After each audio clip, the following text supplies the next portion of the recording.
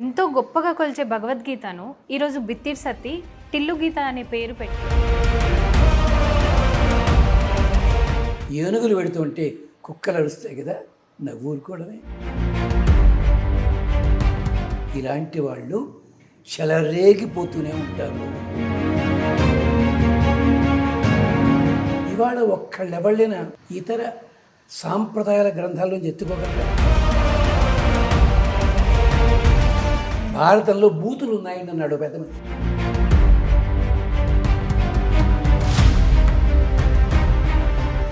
నమస్కారం గురువుగారు. నమస్తే అమ్మా. గురుగారు, ఎంతో గొప్పగా కొలిచే భగవద్గీతను ఈరోజు బిత్తిరి సత్తి టిల్లు గీత అనే పేరు పెట్టి భగవద్గీతలో ఉన్న శ్లోకాలను వెటకారం చేస్తూ వీడియోలు చేయడం ఎంతవరకు కరెక్ట్ అంటారు? దీనికి కొంచెం బ్యాక్గ్రౌండ్ లాంటివి చెప్పాలి. ఇది ఇక్కడితో కాదమ్మా. మన తెలుగు వాళ్ళ భారతీయుల దురదృష్టం ఏంటంటే, మన గ్రంథాల గొప్పతనాన్ని జర్మనీలోనూ అమెరికాలోనూ అక్కడెక్కడో రష్యా వాడో చైనా వాడో చెప్తే ఆ గ్రంథం గొప్పది అని బయలుదేరడం మన అలవాటు. గత 40 ఏళ్ళుగా ప్రారంభమైంది ఏమిటంటే, ఇక్కడ పుట్టి పెరిగిన వాళ్ళు కూడా ఈ గ్రంథాలని ఇష్టం వచ్చినట్టు చదివి తిట్టడం అలవాటు చేసేసుకున్నారు వాళ్ళు. మరి ఇదే ప్రయత్నం షాజర్ రాసిన ఇంగ్లీష్లో కొన్ని పదాలు తప్పు పడితే షేక్స్పియర్ కాలం వాళ్ళకి జైలు శిక్ష విధించారు. వాళ్ళకి భాష మీద గౌరవం. అలాగే ఇవాళ ఒక్కళ్ళెవళ్ళైనా ఇలాంటి మాటని ఇతర సాంప్రదాయాల గ్రంథాల్లోంచి ఎత్తుకోగలరా? మన గొప్పతనం ఏమిటంటే సహనం. దీనికే ఒక సంస్కృతంలో ఒక తమాషా శ్లోకం ఉంది. అప్పుడు ఆ పెద్ద మనిషి ఏం మాట్లాడాడు, ఏమిటి కారణం చెప్తా. ఒకడెవడో అడవుల మధ్యలోంచి పెడుతున్నట్ట పెద్ద గొడ్డళ్ళని మూటగట్టుకు పెడుతున్నట్ట. చెట్లన్నీ గతగతగతగా వణుకుతున్నాయిట. అక్కడ కుఠార మాలికాం దృష్ట్యా కంపతి తరవోవని. ఒక్క గొడ్డలుంటేనే 50 చెట్లు నరికేయచ్చు. విడుదుంపద కానీ గుడ్డలు పెట్టి ఎత్తాడు. అప్పుడు ఒక ముసలి చెట్టు నవ్వి అందిట, మామకో నాస్తి కిం భయం. గొడ్డళ్ళు ఉన్నాయిరా, దాంట్లో మనవాడు లేడురా బాబు.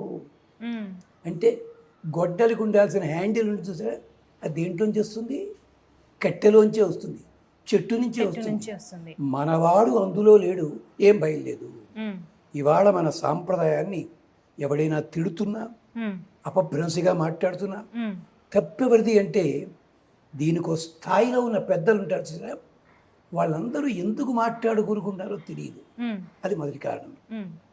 ఆ అబ్బాయి, నా అబ్బాయిని అంటున్నాను, అలా మాట్లాడడానికి కారణం ఏంటంటే 1995 వరకు ఉన్న విద్యా విధానానికి దీనికి తేడా ఏమిటంటే, 95 దాకా స్కూళ్ళల్లో కాలేజీలో 3 భాషలు సక్రమంగా నేర్పేవారు. తెలుగు, హిందీ, సంస్కృతం, ఇలాంటివి, ఇంగ్లీష్ కూడా. దానివల్ల ఏ మాట మాట్లాడచ్చు, ఏ మాట మాట్లాడకూడదు అందరికీ తెలిసేది. అలాగే అభిరుచి ఉన్నవాడు చదువుకునేవాడు, గ్రంథం చదివేవాడు. కానీ ఆ తరువాత ఒక్కసారిగా చూపుడు వేరే చివర ప్రపంచం ఉంటుంది చూసారు కదా, ఏమిటది? కంప్యూటర్లు. అది వచ్చేసరికి బుక్ కల్చర్ తగ్గింది, లుక్ కల్చర్ పెరిగింది. మేమేది మాట్లాడితే అదే నిజం, అది మాకు తెలుసును. సరదాగా చెప్పనమో మాట, ఓ కుర్రాడు వచ్చాడు, ఇట్లని తల్లిని పెండ్లాడి అని ఉందండి, తల్లిని పెళ్లి చేసుకోవడం ఏమిటండి అన్నాడు వాడు. వాడు ఎంఏ తెలుగువాడు. ఒరే నాయన, పదం అది కాదురా, వాళ్ళ ఆవిడ పేరు అనితల్లి. ఇట్లు అనితల్లిని పెండ్లాడి గ్రంథంలో ఉన్నదిరా, చూసుకో. ఇంకో దుర్మార్గుడు స్నేహితుడికి లెటర్ రాశాడు, తెలుగు వాడికి తప్పేటి ఇంగ్లీష్లో లెటర్ రాయడం. వాడికి కొడుకు పుట్టాడు. వాడేమో అమెరికాలో ఉన్నాడు పాపం. అప్పట్లో ఫోన్లు లేవు. వీడు ఉత్తరం రాశాడు, విడాకుల దాకా పోయిందని. ఏం రాశాడు తెలుసా వీడు? Congrats, I came to know that you have become father through my brother అన్నాడు వీడు. ఎంత చండాల అర్థం వచ్చిందండి. అలాగే 2005లో ఒక మర్డర్ జరిగింది. జడ్జి ఆశ్చర్యపోయాడు. ఐఎమ్ యూజింగ్ యువర్ వైఫ్ అని ఉంది మెసేజ్ దాంట్లో. వైఫై అది అంటే కర్మ కాలిపోతే వీళ్ళందరికీ కూడా ఇలా క్రిటిసైజ్ చేసే వాళ్ళందరికీ సగం సగం వచ్చిన వాళ్ళు, ఉమ్, చదవని వాళ్ళు, ఓ గురువు దగ్గర కాదు సరిగ్గా చదవని వాళ్ళు. ఉమ్, ఇంకొక మాట, భగవద్గీతనే కనుక అలా అనే మాట అయితే నువ్వు ఎంతవరకు చదివావు, ఏం చదివావు ఆలోచించావయ్యాడే నన్ను. నీకు అర్హత ఎంత ఉంది? ఇంగ్లీష్లోనే మాట్లాడాలంటే ఉమ్, తెలుగు కలిపి ఇంకో భాష కలిపి మాట్లాడతావు నువ్వు. అవును, తెలుగు పూర్తిగా రాదు. అవును. నువ్వు చదువుకున్న సబ్జెక్టు కూడా నీకు రాదు. ఉమ్, మరి ఇలాంటప్పుడు వీటి మీద ఎందుకు పడతావు? దానికి కారణం ఒకటే, మన దగ్గర ఉపన్యాస శిరోమణులు, ఉపన్యాస చతుర్వేదులు వాళ్ళు పాపం డబ్బులు తీసుకోరు, కానీ వాళ్ళ ఉపన్యాసానికి 500 కార్ల పార్కింగ్ ఉండాలి. అలాంటి పెద్దలంతా కూడా ఒక వర్గంలో ఉండిపోయి మాట్లాడకుండా చేస్తుంటే ఇలాంటి వాళ్ళు చెలరేగిపోతూనే ఉంటారు. ఉమ్, వాళ్ళు చదవరు సరి కదా. అవును. చదివిన దానికి అర్థం తెలియదు అనుకోండి, అర్థం తెలుసుకోవాలి. తెలుసుకోని వాళ్ళు ఇలా మాట్లాడతారు. ఇలాగ భగవద్గీతే కాదు, శ్రీమద్ రామాయణము, భారతం కూడా, భారతంలో బూతులు ఉన్నాయని అన్నాడు పెద్ద మనిషి. ఉమ్, ఎక్కడ రాని అడిగా. అగస్టుల వారు భోజనం చేసిన తర్వాత డామ్మని గ్యాస్ ఫామ్ తీసేట కదా, అలా ఎందుకు రాయాలండి అన్నాడు.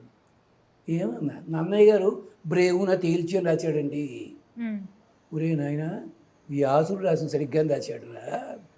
అది ఎప్పుడూ త్రేతాయుగం నాటి ఘట్టం. అవును.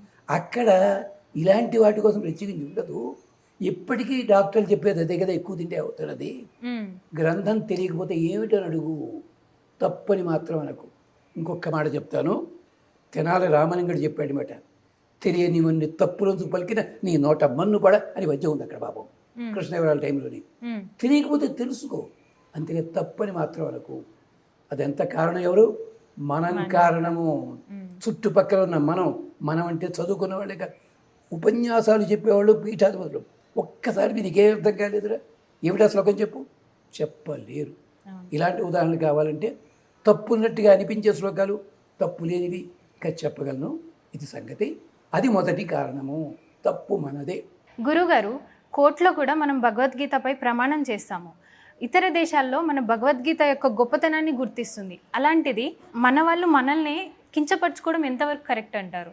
దానికి అమ్మ, మీరు చిన్నపిల్లలు, ఈనాటి తరం వాళ్ళు కనుక ఈ మాట అంటున్నారు.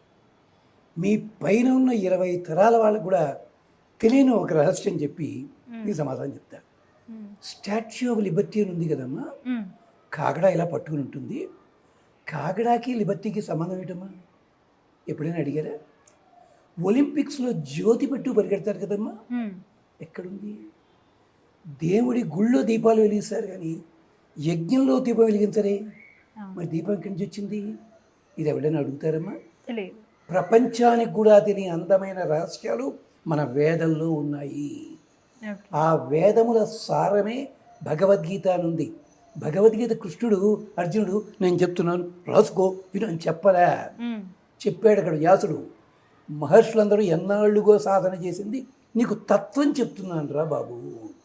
ఇలాంటి భగవద్గీత లాంటివి భారతంలో 6 7 గీతలు ఉన్నాయి. ఓకే. కానీ భగవద్గీత కొన్ని గొప్పతనం ఏమిటి? వేదముల సారము, బ్రహ్మసూత్రముల సారము, ఇలాంటివన్నీ కలిపి కృష్ణ పరమాత్మ చక్కగా అందించాడు. దానికి అధ్యాయాల పేర్లు, టైటిల్స్ ఇవన్నీ తర్వాత శంకరాచార్యుల వారి తర్వాత మళ్ళాంటి వాడిని చదువుకోవడానికి పెట్టాడు తప్ప అర్జునుడు కర్మయోగ, సన్యాసయోగ ఇలా హెడ్డింగ్లు చెప్పలే కృష్ణ పరమాత్మ. ఉమ్, ఉమ్, ఈ రహస్యం పండితులకు కూడా తెలియదు. ఓకే. కించపడతనం అంటే కారణం ఏంటంటేనమ్మా, సామెత ఉంటుంది, నీకు కీర్తి రావాలి, ఉమ్, అందరూ చెప్పింది నువ్వు చెప్తే ఇవి కొత్త ఏం చెప్పారండి అవును, అంటారు. అవును. దానికే చెప్పాడు పెద్దలు ఒక ఆయన, ఏనకేన ప్రకారేణ ప్రసిద్ధ పురుషో భవేత్. ఎల్లాగోలా కీర్తించుకోరా బాబు అంటే ఏం చేయాలండి అన్నాడు. ఒక కొత్త కుండ పట్టుకెళ్ళి నడి రోడ్డు మీద ముక్కల కింద కొట్టు, 10 మంది ఏమిటిది అంటారు అన్నాడు. అదిట. లేకపోతే ఒక కొత్త వస్త్రం తీసుకుని ముక్కలు చేసి ఇలా ఎగరేయమన్నాడు. ఘటం భింజాత్ పటం చింజాత్ ఏనకేన ప్రకారేణ.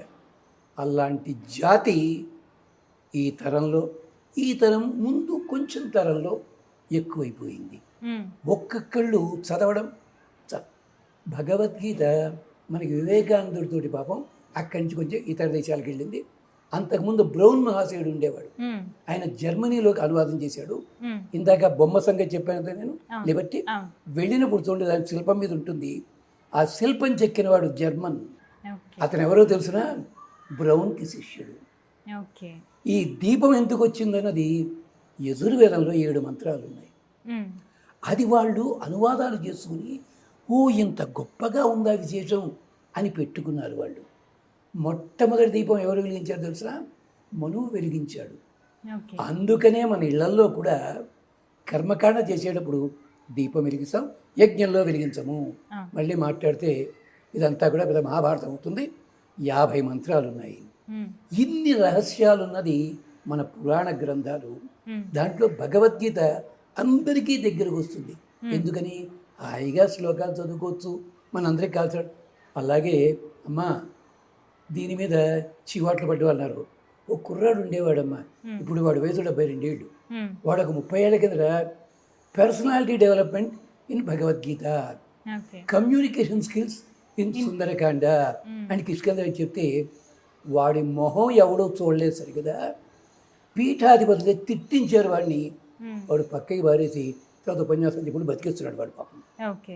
మనకి ఎంతసేపు కూడా ఇతర దేశాల వాడు చెప్తేనే నమ్మకం ఎక్కువ. మ్మ్.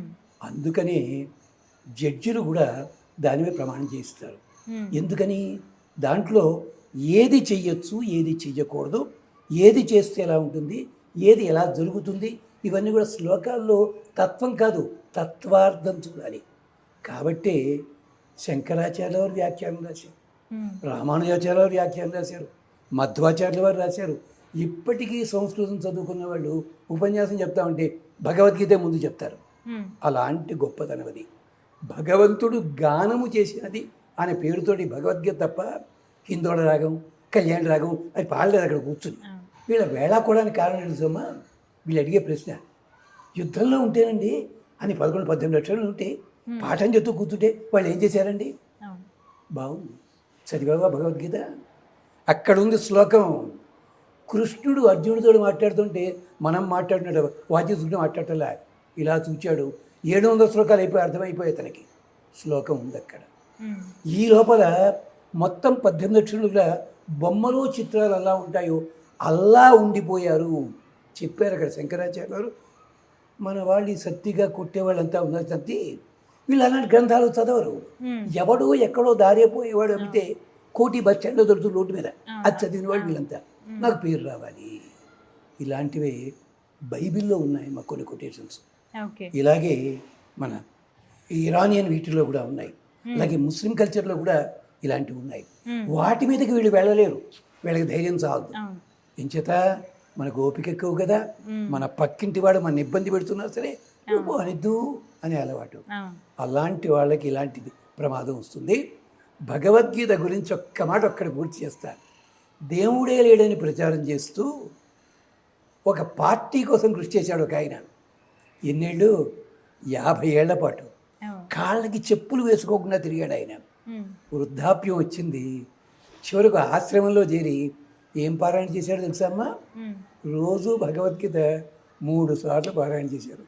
చాలా పెద్ద జర్నలిస్ట్ ఆయన, ఆ పేరు నేను చెప్పను, చెప్పింది అక్కడ చావడతాను నన్ను. అందుకని అలాగా అంటే చివరికి అందుకనే శంకరాచార్య కూడా నాయన గేయం గీత నామ సహస్రం, నాయన భగవంతుడి పేర్లు ఉన్నాయి కదా, గీతలో ఒక్క మాట వినాలని బతుకు బాగుంటుంది. శంకరాచార్యులు అంటే గొప్పవాళ్ళ వీళ్ళంతాను ఆలోచించండి, అది సంగతి. అలాంటి వాళ్ళు పెరిగారు అనే తప్పు. భగవద్గీత ఏం లోటు లేదమ్మా. ఆకాశంలో ఎండ బాగా ఉంటాడా చెయ్యి అని ఉమ్మేసి అట్ట ఆకాశంలోకి చూసి ఏమైంది? ఆ ఉమ్మొచ్చి వాడి మీదే వాడి మీద పడ్డాడు. అలాగే జరుగుతుంది అక్కడ. అర్థమైందమ్మా? అది సంగతి. ఏమీ భయపడక్కర్లేదు. వచ్చింది, గాల్లో వచ్చాయి, అవి గాల్లోనే పోతాయి. కానీ వాళ్ళకి తగిన శిక్ష వాళ్ళకే పడుతుంది. నేను శాపనార్థం పెట్టట్లే. మ్మ్. గ్రహణాలన్నీ అబద్ధం అని చెప్పారు కొంతమంది.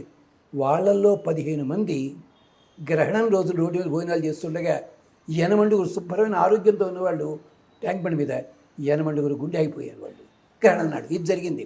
సంవత్సరం పేరు చెప్పాను నేను.